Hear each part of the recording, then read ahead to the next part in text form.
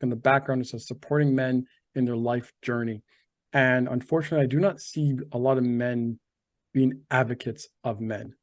I've seen a lot of females being advocates of men, but not a lot of men advocating for other men. So this is why I find it very interesting of Ian, of what he actually has been doing to help out men in general. But once again, it's not my story, not my experience.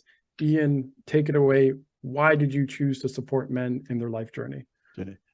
David, thank you so much for this opportunity. And just to start on a light note, you asked about why the screen people are on the left or on the right. I can't answer that. I worked in IT, but I had a team of people that knew all that sort of stuff. But what I can tell you is if you flush the toilet in the Northern Hemisphere, the water goes in a different direction as if you flush the toilet in the Southern Hemisphere in Australia, where I am. So there you go. Piece of useless information.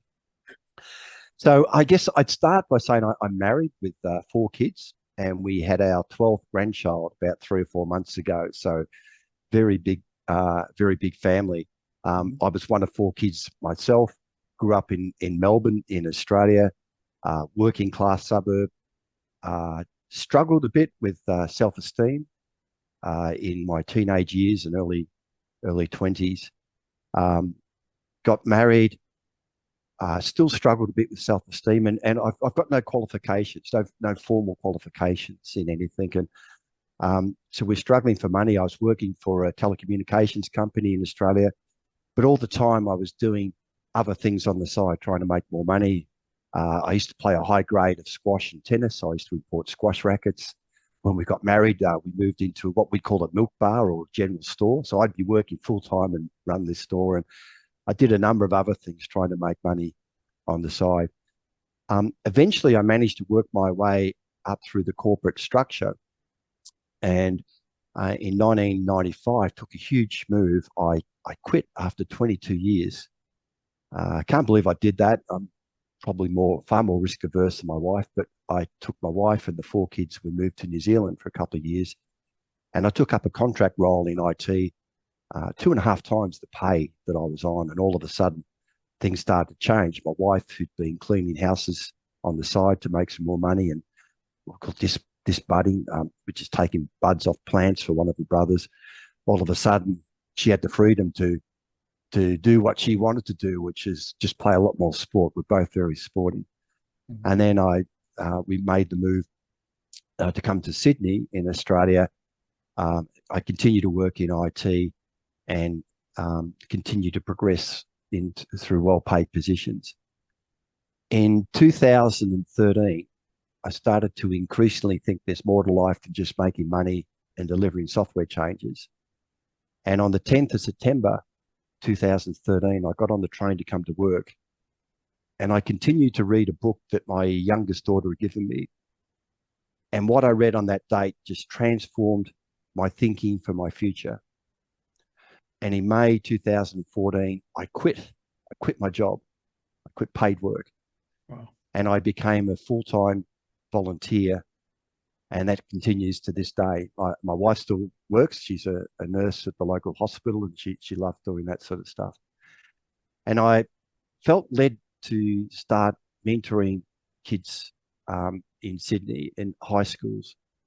And I was mentoring at multiple high schools. And then in addition to that, I started mentoring through another program, kids in primary schools. And then in addition to that, I took on a role as a coordinator for a family mentoring program. And then in 2018, I struggled. I was mentoring a young guy, and in the meeting I had with him, the first meeting, he shared with me that his father had suicided. His mum was an addict who was in and out of rehab. She was in rehab at that time. He was living with his grandparents, which he hated. And then he just turned and he looked me in the eyes and he started crying. And he said, "Ian, help me." And what can you do? And as part of that program, I debriefed with a program counselor seeking advice. And she surprised me. She said, "Ian, are you okay?" And I just started crying over the situation. And I was flat for a couple of months. And then it suddenly occurred to me, that I wanted to have a mentor just like all these kids I've been mentoring. And I should explain that mentoring is such a broad term. For most people in business, and I've seen a lot in dealing with people overseas, it generally means someone with skills, experience, knowledge, who guides, advises, instructs someone else. I would call that business mentoring. What I've been doing with these young students and what I was seeking was, I call it life mentoring. Mm. And life mentoring is predominantly listening, and it's supporting, encouraging. The guys being mentored, we call mentees, aren't broken. They don't need fixing. But it's amazing the therapeutical benefit it has when you trust the person you're talking to, you can openly share what's going on, and you know that they're actively listening to what you're saying, not judging. Then it's incredibly therapeutic. So I looked around in Australia for the nearest organisation that provided this sort of mentoring to men, and was surprised and incredibly disappointed to find there was nothing. So it motivated me to write a proposal to establish what was to become mentoring men. And there's so many things that have happened on my journey. Some people say coincidences, some say miracles or whatever, but I wrote this proposal, and then a couple of weeks later, I was invited to attend an event at a local hall where I live in Sydney. And the federal government member of that area happened to be at that event, and he shared about the suicide of his father over 20 years ago. He shared that he was partnering an organisation we call Lifeline, which is basically supporting people in crisis. And they wanted to have someone from every community organisation in that government electorate do a suicide prevention course. It's incredibly powerful talk. And I don't know why, but I took my proposal for mentoring men to that meeting. As soon as he finished, I made a beeline for him. He saw me coming, and his name was Julian Lisa. And I said, Julian, that was incredibly impacting. I said, but where was the support that could have prevented your father from taking his life? And I was talking to someone yesterday, the figures in Australia, we have about 9 suicides a day, and 80% are men, 80%. And anyway, I talked to him about the proposal. He was incredibly supportive. He said, Ian, come and talk to me. So I went and chatted with him in his office, and he gave a lot of ideas. He signed on as an ambassador. He promoted mentoring men in federal government. So he actually got up and made a speech in federal parliament. He's made a few speeches actually about the program, and he's been brilliant. So the program launched in November 2018, and it's several thousand men have already engaged. It's a free program. We train up volunteer men through our own mentor training course and also through suicide prevention. And then we carefully match them to another bloke. We call them blokes in Australia, and someone going through life challenges. And it could be job loss. Us men often associate our value, our perceived value, with our employment. It could be relationship breakdown. It could be loneliness or isolation. And the matching's based on the mentee's need. And it could be cultural, could be language, could be what we call lived experience, like someone who's been through a similar experience. It could be common interest, a couple of blokes who just want to go talk about fishing or whatever. And the mentoring's either face-to-face, like at a cafe, but often I find what works really well is just going for a walk together, particularly in nature. Men sometimes don't want you to see the emotion in their eyes. It's this shame, but walking side by side, it brings that out. So I totally underestimated how much work was involved with mentoring men. I'm still doing all this, obviously, all this as a volunteer. 7 days a week, long hours. But more and more people got on board, including some financial supporters. And in the end of 2021, we had sufficient funds that I stepped aside from all the operational responsibility And there's now a team. It's actually headed up by a psychologist, and this team of about 8 or 10 people who run the program in Australia. I'm still a director.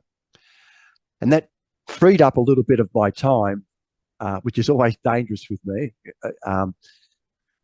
And early in 2022, I thought back to an idea I had in the early 1990s.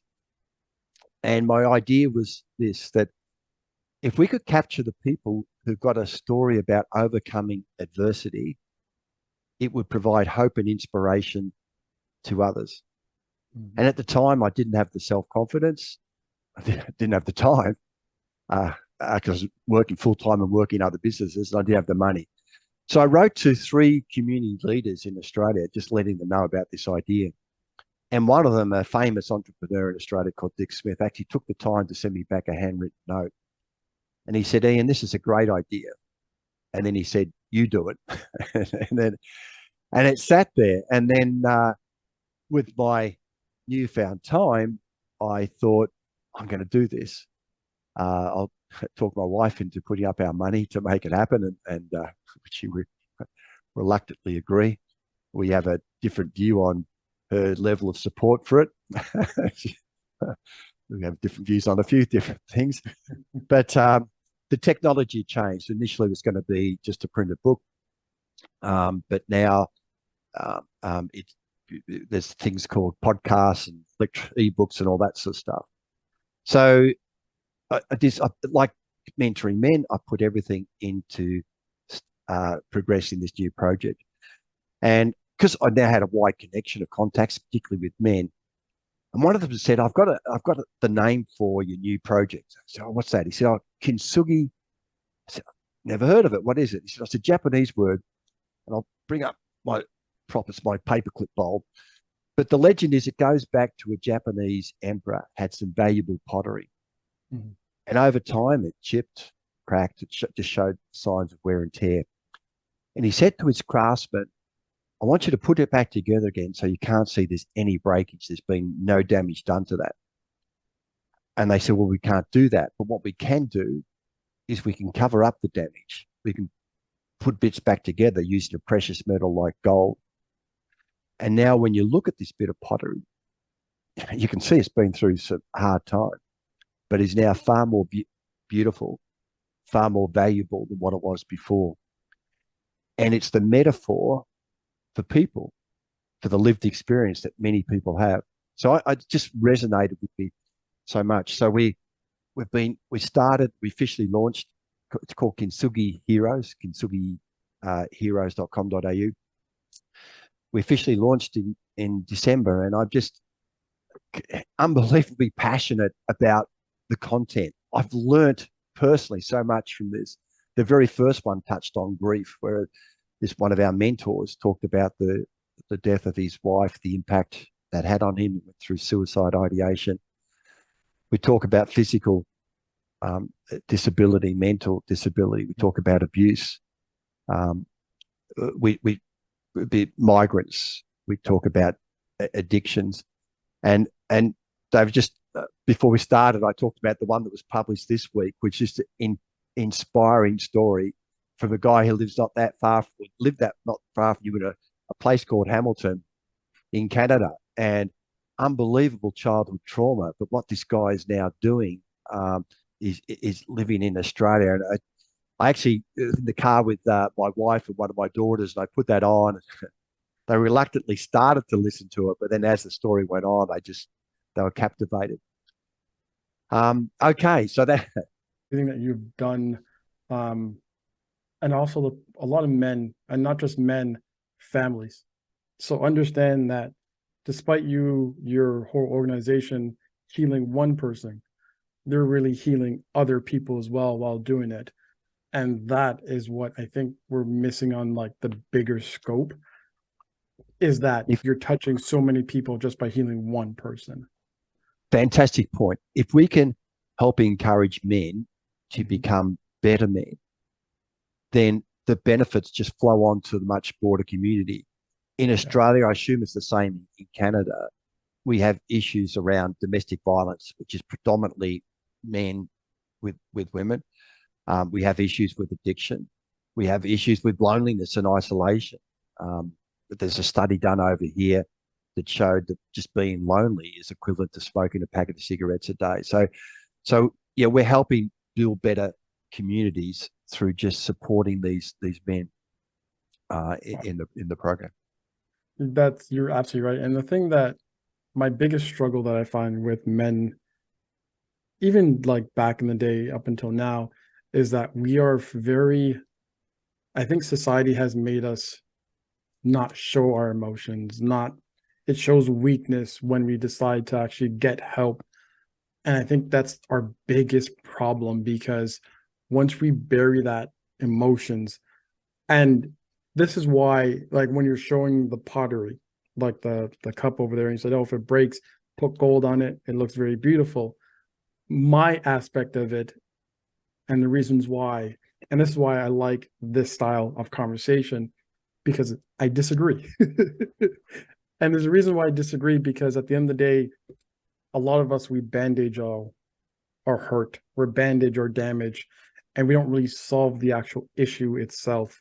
And they always say you could put lipstick on a pig, it's still a pig. And no offense, it's no offense to what you've done, but this is why I like this sit down conversation, because when people talk, my mind just, it goes, and I love it, because when we don't deal with the issue, we look at the fine pottery, but are we fixing it? Are we patching it Yeah. again? Are we making it look more stronger, more valuable in itself? Or are we just throwing sparkles and just covering up the situation? And that's why I'm just like, okay, I understand it, but I'm just like, but I don't like it, but I love it. Okay. It's a great point that you raised, and I guess my view of it, it's not trying to, and I used the word cover. That was probably an appropriate word to use. You can see that it's been through hard times, but now through that lived experience, far better able to help others. Can I pick up on something you said as well? Us men, I don't think we've ever been more confused around what a man is, how a man behaves. And I share this story. As a kid, my dad would take me, I had a couple of brothers and other guys, and we'd go camping. But it was all about guns and killing things. And there was always a justification. And I like one of these guys, we have these beautiful eagles over here, wedge-tailed eagles. He would lie on his back with a 303 and try and shoot them out of the sky. And I hated it. I hated it. They would go out spotlight. And as a 10-year-old, I didn't want to go. So I would stay back in the camp on my own, thinking, well, what sort of man am I? Because I want to go and kill things. And I'm not judging people who do go out and do that. I know that for some people, it's, it's something, it's a really something they want to do. But that doesn't make me any less of a man, because I don't want to do that. And I think the Brené Brown thing, if we can bring this out, I think it's a mistake to try and define what a real man is, other than by saying what a real man isn't.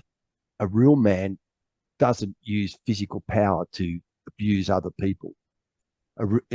There's things like that. So I don't like the cookie cutter thing. In fact, I've read some books connected with a number of Americans, but it's all this hunting and shooting and grabbing them, and that's fine, but that doesn't mean they're a man. And so, yeah, for me, if a man wants to put nail, my grandkids sometimes paint my nails, that's okay. I'm not less of a man because of that. So I think if men could just get an understanding of that, they don't need to live up to some sort of Clint Eastwood, James Bond, Indiana Jones type thing. It's okay. It really is okay. You mentioned earlier about the low self-esteem when you were younger. Was that caused due to like those activities in which you mentioned earlier about shooting, I think it was birds or using guns and so on and so forth? Because as we were talking earlier, like these are the things that define what we think as, what society thinks as a real man. Dave, it's a great question, and I hadn't thought about that before. But let me go through a few things. So first off, the size of the school classes was huge. My grandkids are in classes around 20, to 22 people in the class. I remember in primary school, we had like 52 in my class, and my sister had 62. Wow. And there were, I was telling the grandkids a couple of days ago, we used to get strapped and hit with a ruler and all that sort of stuff. It was really common back in my time. And I had the record. I got strapped, I think, 8 times in one day. And the grandkids are just in horror with that because they don't go through any of that. But I guess there wasn't that individual attention. Um, I was young in the year, and so physically smaller in primary school. And I remember one of the challenging things to your self-esteem, we would pick sides for football or for any team event. So you generally have two popular guys who are good out the front. The rest of us would be at the back, and then they would pick people, usually based on their ability and their popularity. Mhm. And you think, oh, please don't let me be last, please. And often I'd be last, and it doesn't help your self-esteem. I didn't have a close relationship with my dad because we were poor. He would work full time, and then because back in those days most women didn't work, so my mum would just donate her time for charities, but she didn't drive. My dad controlled everything, very male dominated relationship, and he would then work on weekends and all that sort of stuff. So I would play a lot of. As I got stronger, I got better and better at sport. So it's probably that. I remember it.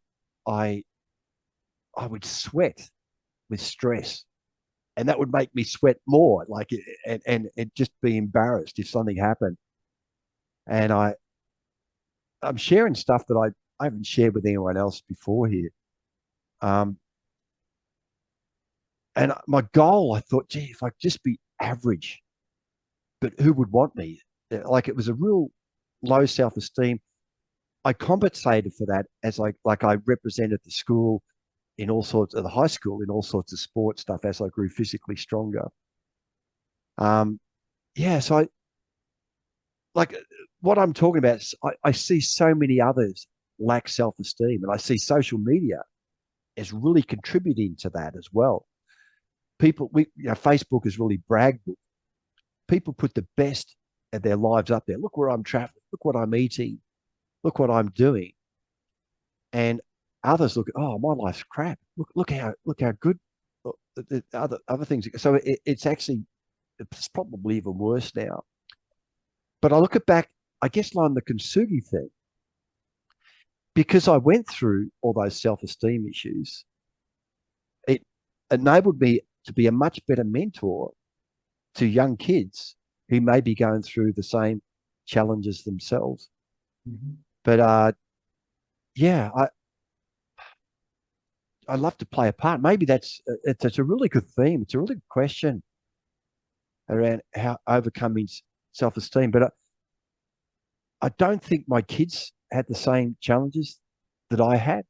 Um, I would look for opportunities to edify them, um, to build them up, um, and to the best of my ability. I mean, parenting is like probably the hardest task you can do. But yeah. So yeah, thanks for asking that question. Dave. It's probably worth reflecting on. And the relationship with my father really only got better when I started having kids too, and then I realised how hard it was. My father went through World War II. He was based in England, and he met my mum in a place called Plymouth.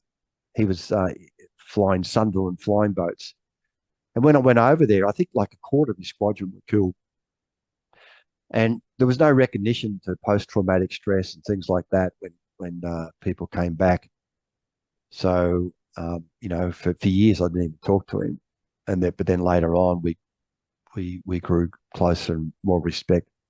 And I guess one final comment: the role, the importance of the father is, I believe, generally totally underestimated, undervalued. All the young kids I mentored in high school came from broken families where there was no positive male role model. And it's such a key thing. It's such a key thing to have someone in your life that you can have these sorts of discussions. A mentor, a male mentor for me in my teens would have made such a huge difference. Um, but I mean, I realized that that's, I guess, why I started doing the mentoring of kids myself, and then why mentoring men started. You touched on so many key points, and I'm loving this because you mentioned the war. And I truly believe that whether you're male, female, or anyone between during that time, it really was your job was to serve your country. Didn't matter how you feel about it, didn't matter about your emotions, serve your country, go back home, and whatever you dealt with, because you dealt with death, you dealt with sickness, you dealt with weather conditions, because every single day your life was threatened, to be honest. You don't know who was enemy, you don't know who was friend. And because of that, people during wars came home, and now they had all these emotions deep down within them, did not know how to show them.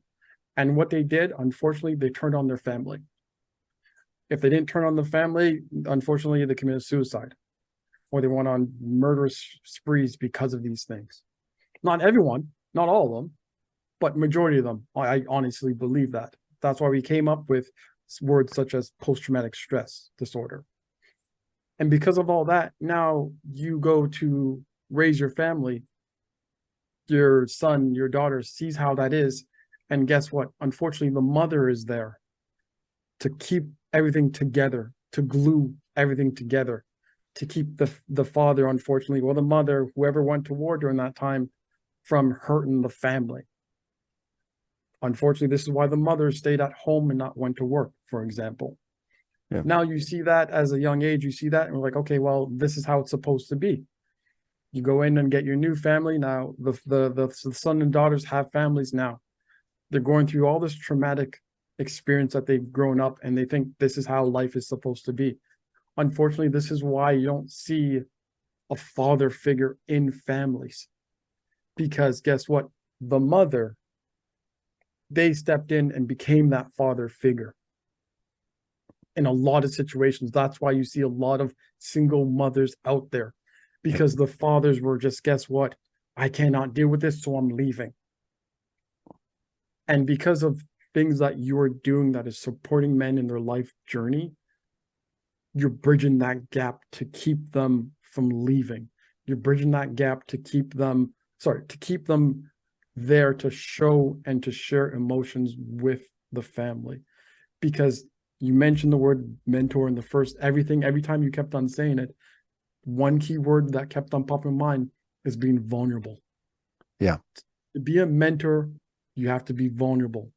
And once you hit that state, because now you're sharing your experience, you're able to listen to other people, and now you're sharing their emotions together.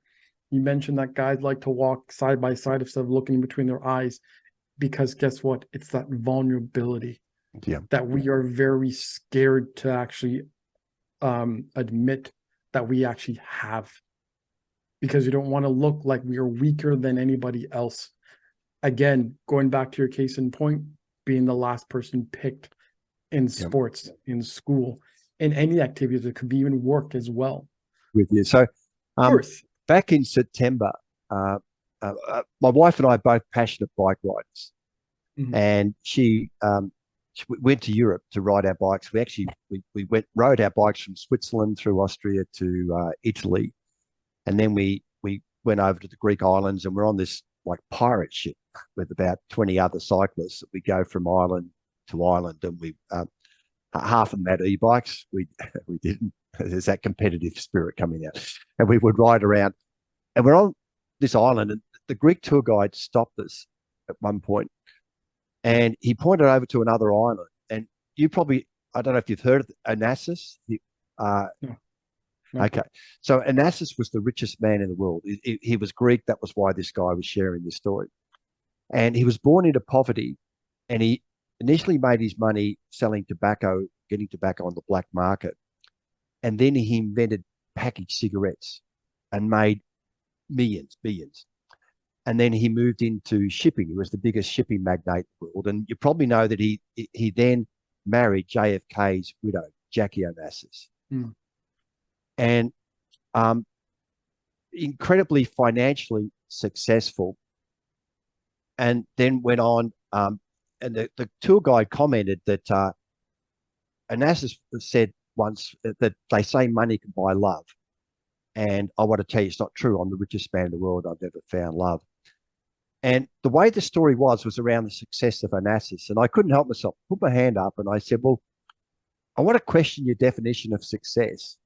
So he's made a product that's killed millions of people.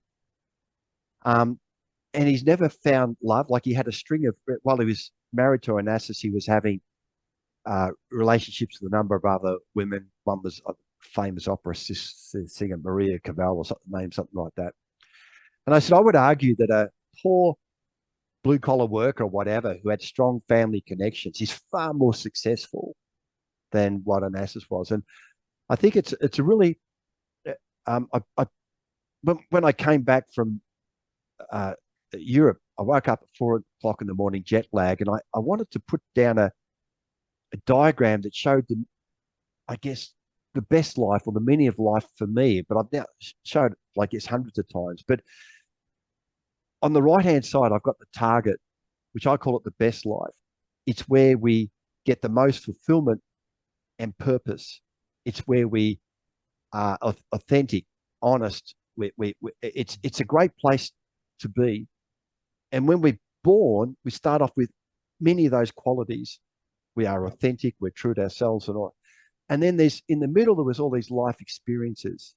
Some are positive, but the vast majority are negative. It could be abuse. It talked about post-traumatic stress. It could be social media. It could be relation. A whole bunch of stuff happens. And advertising gets us. And most of us lose focus of any concept of the best life. And it's, to me, it's appropriate to be focused on making money. That's okay. You've got to support your family and all that sort of stuff. And the reason I started showing this, I wanted people just to pause for 10 or 20 seconds and maybe think, well, what would my best life be looking at? And it's where we use our skills and experience to positively impact the world around us. And through mentoring men, our mentors get as much fulfillment out of the program as the guy's being mentored. It doesn't get much better than supporting another bloke in life and actually having a positive impact. So I just wanted to share some thoughts around what is success, and clearly we need to get food and shelter and all that sort of stuff. But for me, this volunteer journey I've been on has been easily the most fulfilled and contented I've been. Mm-hmm. But still, there's a dependency for my wife to work, and well, we both work. She just gets paid for it. Mm-hmm. But I like what you said that, and then it's really what is defined as success. And the reasons why I think we get more fulfillment on what you're doing is because it's not self-success. You are impacting a society. And when you think about it, as human beings, whether male, female, anyone in between in that sense, our whole duty on Earth, technically, is to make sure that we are a society, a happy society, helping out each other. Being a citizen of the world means you're helping the world to be a better place. Yep. The village. We talk about the village where it used to be, where, you know, we never had a telephone, but 3 houses down had a telephone. Mm-hmm. So we would go down there. You knew that all the neighborhood, safe places, you could go wherever you wanted to go. A definition of success that I like is the progressive realization of a worthwhile dream. Mm-hmm. So success is not the end point. It's what we're doing along the way, the progressive realization. Mm-hmm. And I love the idea of just giving back. I think we're caught up on this materialistic thing about accumulation of possessions, mm-hmm. that somehow that's going to bring more joy and fulfillment. But if you talk to these people who've had that success, they're not really happy. They're in many cases, they're just miserable because it's not bringing that success. Mm-hmm. And yet some of the most fulfilled people I know are the ones who are just giving back and supporting other people. And I guess that's where my values have come from, and why I feel like life is just a great thing at the moment. Exactly, exactly. And that's what I mean. Like it's that this is such an awesome conversation because we have to really work on our inside success or inside emotions or inside vulnerability. It really, I think, is a self-reflection of how to be a better person. And then after that, then we're able to spread that joy, that knowledge out to other people for them to enjoy that success in life itself or that fulfillment in life. As they say on the planes, fit your own face mask first. And Exactly. that's yeah. Exactly. Exactly. Ian, anything else that you'd like to share? I probably share too much as it is. It's been such a great experience. I really appreciated that question about where the lack of self-esteem Mhm. came from. So I'm going to reflect more on that. Um, my my dream with Kintsugi Heroes, and this is long after I'm gone, is that anyone going through a life challenge will be readily able to find a story of someone that they personally relate to, but also that story resonates with their own situation. Mhm. And I don't know. This ultimately could be thousands or tens of thousands of things. So that's my dream, that this will continue long after I'm gone. So if your listeners would please check us out and and and rate it. This is my passion at the moment. It's been such a huge learning curve for me. I've learned more in the last 3 years than probably at any other stage of my life. So Your website that you mentioned, is it just it's just a website? Do you have a Facebook group, Instagram account as well? What is it? yeah, so yeah, so we're Kintsugi Heroes is on the website, which is kintsugiheroes.com.au. We're on Facebook, we're on LinkedIn, and we're on Instagram. Mhm. I can't tell you what all the codes are, but if people Google that and see us, and please watch or listen to the podcasts and just let us know what you think. And if people listening have got an overcoming adversity story that I'd love to share, just please contact me, Ian at kintsugiheroes.com.au. And Kintsugi's KINTSUGI, heroes, HEROES. Excellent. I will definitely post the link when this release right into the description. So everybody check it out. Ian is what he's doing is fantastic. Especially again supporting men on their life journey. It's something like that is truly, truly, truly important for not just, and I like the fact that you're also mentoring younger men as well, because that's where it starts. The teaching starts at a young age, and then when you teach the young, then they could again, that's when you have your most friends. That's where the biggest impact comes in. People look at that kid and say, hey, how come he's a little bit different, but different in a good way? Because therefore they see that shine, they see that support, they see that key word is confidence in that kid. And you see him, you're like, wow, that person's awesome. How could I be more like him? Then that person will start sharing their stories, how to be, oh yeah, my dad this, oh I know this, I go through a mentor a program doing this, and they see that and they kind of want to be and mimic that person. And now you start seeing that seed that Ian has been planted just grow and grow and grow and grow, and then you start to see less women, less child being just grown by one parent. You start seeing a more family unit.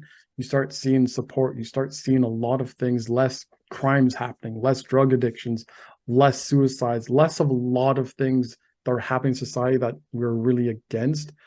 More of that positivity being injected into communities, into the village, into the town, the cities, the country, and so on and so forth. So mentorship. Don't be scared of being vulnerable and talking it out to mentorship programs, or just to someone close, saying something as small as, hey, guess what? I'm having a bad day, goes a long way to someone that's willing to listen.